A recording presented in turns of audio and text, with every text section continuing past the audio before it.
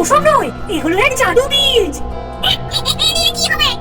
এই বীজ ফেলে হবে মস্ত বড় গাছ, আর তাই বেয়ে উঠে আসবে ছোট্ট ছোট্ট ছেলেমেয়েরা।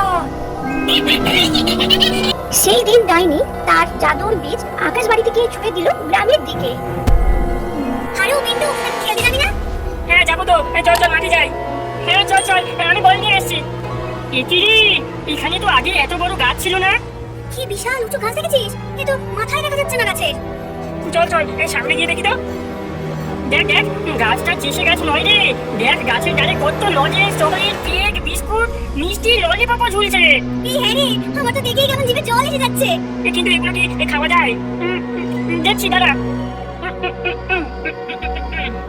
এই বলে পিন্টু গাছে উঠতে শুরু করে দেয়। এখানে পিন্টু সাবধানে। কুমকুম, হারু, এগুলো খুব ভালো খেতে, তোরা উঠে আয়।